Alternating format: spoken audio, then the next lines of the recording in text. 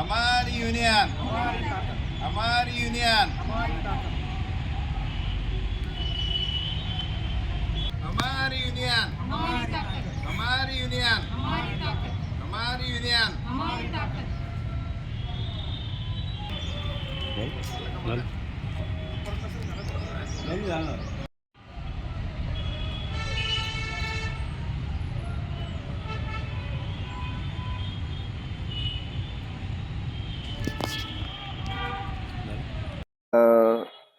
आमचं 8 तारखेपासून आंदोलन राज्यभर सुरू आहे. GST विभागाचं 8 तारखेला प्रथम गेट मीटिंग झाल्या. त्यानंतर 9 तारखेला काळी फीत लावून आंदोलन करण्यात आलं पूर्ण महाराष्ट्रभर. 10 तारखेला एक दिवसाची सामूहिक रजा आंदोलन झालं. त्यानंतर 11 आणि कालची 11 तारीख आणि 12 तारीख हे काम बंद आंदोलन सुरू आहे. सगळ्या अधिकाऱ्यांचं ठिय्या आंदोलन सुरू आहे. कारण की महाराष्ट्रामध्ये पूर्ण आता आपण पाहतो की इंटरनेट म्हणजे कॉम्प्युटरवरच सर्व आमचे कामं चालतात इंटरनल. आणि या अशा परिस्थितीतही आम्हाला इंटरनेटचं सुविधा मिळत नाही आहे. त्यानंतर पुरेसे कॉम्प्युटर व्यवस्था नाही आहे, कॉम्प्युटर्स नाही आहे ऑफिसेसमध्ये. बैठक व्यवस्था अपुरी आहे. जे येणारे व्हिजिटर्स आहे त्यांना पण पुरेशी व्यवस्था नसल्यामुळं अडचणींचा सामना करावा लागत आहे.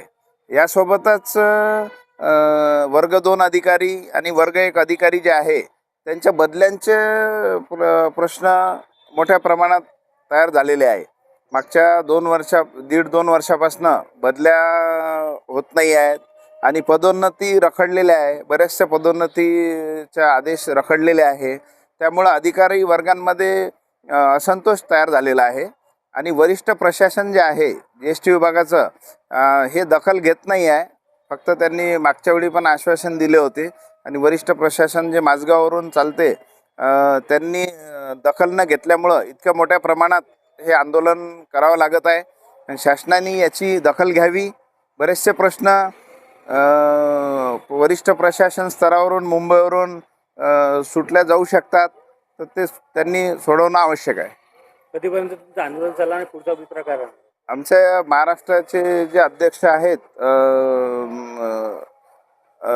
प्रदीप रणपिसे साहेब आणि राजेश बदर सरचिटणीस यांच्याकडे निर्णय घेण्याचा अधिकार आहे. आंदोलन केव्हापर्यंत हे करायचं, तर त्यांचे जसे निर्देश येतील आणि शासनाची भूमिका सकारात्मक राहिली तर हे आंदोलन लवकर हे होऊ शकते, मागे येऊ शकते. नाहीतर याचं अधिक तीव्र होण्याचे संकेत मिळत आहेत.